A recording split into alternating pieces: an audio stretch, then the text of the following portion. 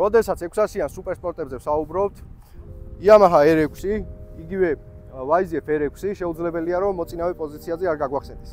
ბაიკი, რომელიც საშუალო კლასის სპორტ ბაიკებში ყოველთვის გამოირჩეოდა თავისი ექსტრემალური იმიჯით. Super აგრესიული ერგონომიკა, თითქმის ყველაზე მაღალი redline და super მოქნილ корпуსში გამოწყდეული კივილისთვის შექმნილი ძრავი. გამარჯობათ, მე ნიკა ჭითანავა ვარ, დღეს Motoholic-ში ვისაუბრებთ სწორედ ამ მონსტრზე და მის ჰერიტაჟზე და ძალიან მნიშვნელოვან მომენტებზე. სანამ დავიწყებდეთ, აუცილებლად მადლობა გადაუხადოთ ჩვენ სპონსორებს. ეს არის AMSOIL, ნომერ პირველი ზეთი სინთეტიკებში, ინდუსტრიის ჩემპიონი პერფორმენსში. მას დიდი რეკომენდაცია ჩვენგან. იზრუნეთ თქვენს ძრავებზე და AMSOIL არის კომპანია, რომელიც გვერდში უდგას ამ პროდუქტს რო შეიქმნას. ასევე დიდი მადლობა გადაუხადოთ ჩვენს მეორე სპონსორს, ეს არის Moto Evacuator, ვისი პოვნად შეგიძლიათ ჩვეულებრივად Moto Evacuator.g. მას თუ დაურეკავთ Motoholic-ის სახელით, აუცილებლად მიიღებთ ფასდაკლებას და გამოიყენეთ ჩვენი პრომოკოდი Motoholic. მოკლედ R6 არის ძალიან აგრესიული სპორტული ინტერესებისთვის შექმნილი ბაიკი. ეს არის სატრეკოდ შექმნილი იარაღი, რომელსაც თქვენი კომფორტი და პრაქტიკულობა ნაკლებად ადარდებს. თუმცა 600-იანი სუპერსპორტების ოქროს ერა R6 ქუჩებში ძალიან ცნობილი და პოპულარული გახადა. სხვათა შორის იმ ერაზე ZX6 R-ზეც ვისაუბრეთ და მაგის ლინკიც გამოჩნდება და ვისაც არ გინახავთ აუცილებლად ნახეთ და მიხვდებით კავშირს. სამწუხაროდ არც ისე იშვიათად კარგი ამბები უსასრულოდ არ გრძელდება ხოლმე და 2020 წელს მოტოსამყარომ ფაქტიურად Yamaha R6 დაკარგა. რადგან ამ არხის მაყურებელმა უკვე იცით ევრო რეგულაციების გამონაბოლქვის გამო Yamaha R6-მა შეწყვიტა წარმოება და ის მხოლოდ სატრეკო ვერსიებად რჩება. ამბავი იწყება 1998 წლიდან, როდესაც Yamaha პირველად აცხადებს 1999 წლის მოდელის შესახებ. კომპანია თავიდანვე უსვავდა ხაზს, რომ ყოველგვარი კომპრომისებისა და წინამორბედების გარეშე შეიქმნებოდა ეს მოდელი და სუფთა ფურცლიდან დაიწყებდნენ ამ მოდელის წარმოებას.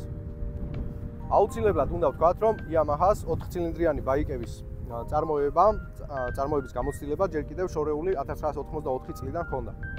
რამდენადაც R6-მდე ისინი აწარმოებდნენ FZ6-ას, YZ6-ას და FJ6-ას. მოკლედ, იაპონური 4-ხეული სუპერსპორტის წვეულებაზე Yamaha-ს ყველაზე მეტად დააგვიანდა, რადგან Kawasaki ZX6R, Honda CBR 600 და Suzuki GSX-R 600 უკვე იყიდებოდა ბაზარზე. აღსანიშნავია, რომ ყველაზე ძიმე და ნაკლები სიმძლავრის მაშინაც Honda იყო, ხოლო GXR კი გამოირჩეოდა თავისი წონითაც და ასევე ცხენის ძალებითაც. Yamaha R6 GXR-თან შედარებით ერთით ნაკლები ცხენი ჰქონდა. ეს იყო 108 ცხენის ზალა, GXR ჰქონდა იმ დროს 109 ცხენი. თუმცა 5 კილოგრამამდე წონის სხვაობა იყო ამ მოტოციკლეტებს შორის. Yamaha თითქმის 5 კილოთი იყო GXR-ზე მსუბუქი, რამაც იაპონურ დიდ 4-ხეულში ეგრევე ფავორიტად ბაზარზე შემოიყვანა ეს მოტოციკლეტი და ბრენდი. ტექნოლოგიური თვალსაზრისით კარბურატორზე იყო ჩვენი R6 იმ დროს, როგორც სხვა დანარჩენი მოტოციკლეტები, თუმცა ამ მოტოციკლეტის ინჟინერი ხაზგასმით ამბობდა, რომ R6-სა და R შორის თითქმის მსგავსება არაფერში არ იქნებოდა. იგი ამბობდა, რომ R6 იყო მაქსიმალური ბალანსი მართვის შეგრძნებასა და სიმძლავრეს შორის. ანუ იმის თავს ვცდილობდა სწორედ ეს ინჟინერიც, რომ ეს 600 კლასის ბაიკი შექმნილი იქნებოდა სუფთა ფურცლიდან და არ იქნებოდა ლიტრიანი და გადმოღებული პროტოტიპი. ტიტულოვანი მიმოხილველები ამბობდნენ, რომ ძალიან დიდებული შეგრძნება იყო 15000 redline-იანი ბაიკის მართვა, მაგრამ აქვე მიმოიხილავდნენ იმასაც, რომ ამ ბაიკს ძალა ჰქონდა დაახლოებით 8000 აბაროტის მერე, მანამდე არანაირი მუღამი არ ჰქონდა და მეორე დიხანია ეხსნებოდა 11000 ბრუნის შემდეგ. აქვე ვიტყვი იმასაც, ჩემი პირადი აზრით, ამ ბაიკების პოპულარობა დააგდო სწორედ ამ ფაქტორმა, რომ მას დაბალ აბაროტებში არ ჰქონდა ის სიმძლავრე, რაც ჰქონდა მაღლებში. ბევრისთვის ეს დისკომფორტი შემქმნელია და ჩემთვისაც პირადად. სხვათა შორის, ჩვენთანაც ამ კატეგორიის მოყვარულებმა მინდა იცოდნენ, რომ სად შეიძლება ახლა ესეთი ბაიკის გამოყენება, რომელიც თელ სიმძლავრეს გამოიმუშავებს 8000 ბრუნის შემდეგ, ამის არც ადგილები გვაქვს, არც უსაფრთხოება და არც ესე რომ ვთქვათ, გამოსაყენებელი საშუალებები რა. ამის მთელი მუღამი და დანიშნულება არის ტრეკზე, რომ ეს მოდელები და ეს მოტოციკლეტები გამოვიყენოთ ტრეკზე. 2003 წლის მოდელში კი ხდება ისეთი ტექნოლოგიური განახლება, რომელიც კაცობრიობის ისტორიაში შეიძლება მოტოსამყაროში არ ყოფილიყო. ეს არის კარბურატორული სისტემის ინჟექტორული სისტემით ჩანაცვლება. Yamaha-მაც ამ შემთხვევაში კარბურატორიდან ინჟექტორულ სისტემაზე გადასვა შეცვალა ის, რომ მოიმატა 3 ცხენის ძალა და კორპუსი და ძრავი, რომელიც ისაც ძალიან კარგი და მოსახერხებელი იყო, კიდევ უფრო განახლდა და გაუმჯობესდა. უზომოც იყო. ამასთან მოდელმა ასევე შეძლო კიდევ უფრო წონაში დამსუბუქება და რის გამოც უამრავი პლუსი აქვს ამ მოდელს, რის გამოც შეძლო რომ დაემსახურებინა უაზროდ ბევრი ხალხის სიყვარული და გამხდარიყო ერთ-ერთი ლეგენდარული მოდელი. 2005-ში მოდელმა განიცადა მნიშვნელოვანი ცვლილებები, როგორიც არის სტანდარტული ჩანგლებიდან გადასვლა ამობრუნებულ ჩანგლებზე და ასევე დისკის სამუხრუჭე დისკის ზომა გაიზარდა 300 მმ-მდე. ერთი წლის შემდეგაც მოდელმა გაიარა კიდევ უფრო კარგი განახლებები, გვხვდება უფრო აგრესიული დიზაინი, ასევე წვის და ძრავის სისტემებში მოხდა განახლებები, გვხვდება წყვილი ინჟექტორული სისტემა და მოკლე სტროუკი. სულ ბაიკი შემოყვანა, მაშინ დაუკავშირდით ხელას. რა რეკლამა ჩართე? სტუმრად ყავს გიო ხელაძე, ყველასთვის ნაცნობი და ცნობილი ადამიანი, ჩვენი საყვარელი გიო, ბევრი იცნობთ ამ ადამიანს, ვინც არ იცნობთ, გაიცანით. გიო დღეს არის GA იმპორტერის კომპანიის წარმომადგენელი და ის გვთავაზობს შემდეგ მომსახურებებს. ეს არის მოტოციკლის ჩამოყვანა აუქციონზე თამაში, ასევე შეგვიძლია ავტომობილებში რომ დაგეხმაროთ გიო და ეს ყველაფერი ხდება თან ყველაზე მისაღებ ფასებში, რაც მთავარია რა.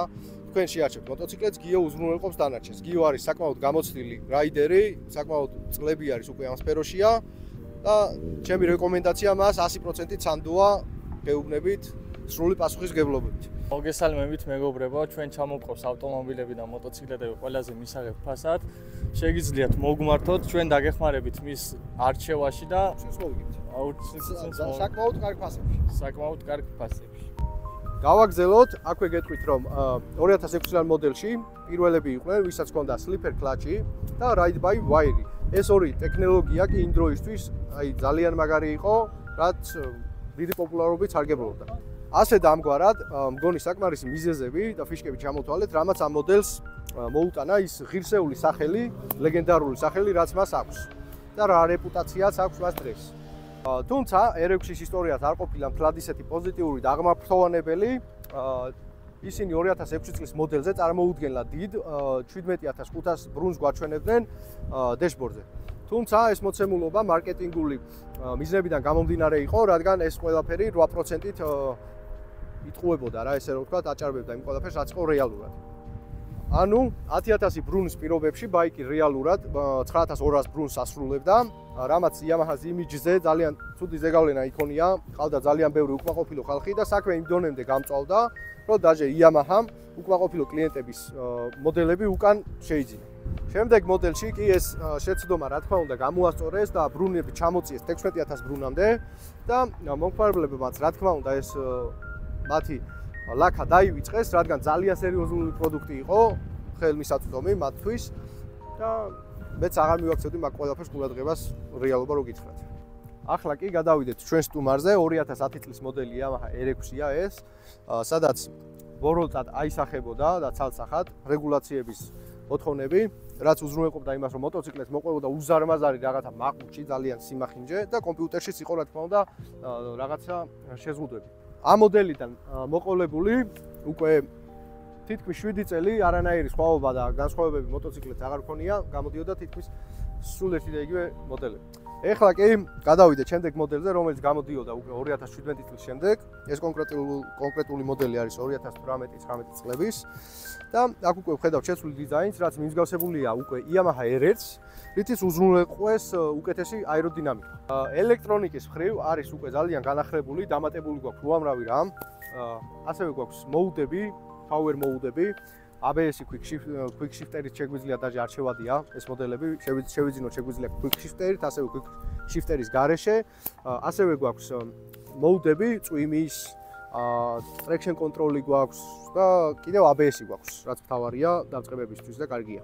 ასევე განახლებები გვხვდება სამუხრუჭე დისკში, მისი ზომა გაზრდილია და უკვე 320 მმ-ში შეადგენს, რაც დღევანდელი დღის სტანდარტად ითვლება და ასევე ვილკები არის შეცვლილი 51 მმ-დან გაზრდილია და გვხვდება უკვე KYB სისტემა არის 53 მმ-იანი, არის ძალიან პრაქტიკულიც და ხარისხიანიც.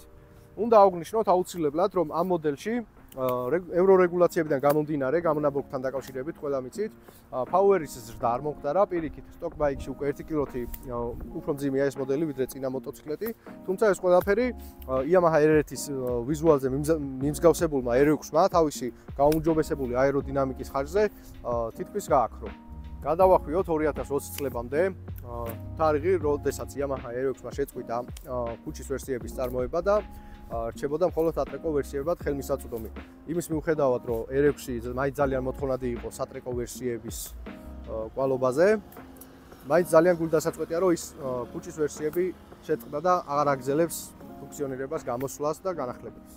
მოკლედ, ძალიან სამწუხაროა მოდელი, რომელიც ესე იჭერდა სპორტულ სულისკვეთებას, ნახოთ თუ როგორ ქრება ბაზრიდან. R7, რომელიც ჩვენ ერთ-ერთ წინა ვიდეოში განვიხილეთ, შეიძლება იფიქროთ სახელიდან გამომდინარე, რომ გაგრძელება R6-ის ხაზის, თუმცა მინდა გითხრათ, რომ R7-ს R6-თან არანაირი კავშირი არ აქვს.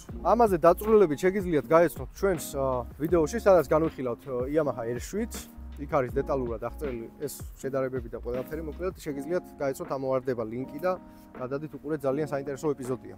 ბოლოსკენ მინდა განვიხილოთ მოდელი, რომელიც წელს ჩაეშვა ხმარებაში და Yamaha მას განიხილავს R6-ის გაგრძელებად. საუბარია Yamaha R9-ზე, თუმცა თუ კი R6-ი შეიქმნა საერთოდ სუფთა ფურცლიდან, R9-ის შემთხვევაში ჩათვალეთ, რომ იგივე MT-09-ა, ოღონდ გასპორტულებული ვერსია.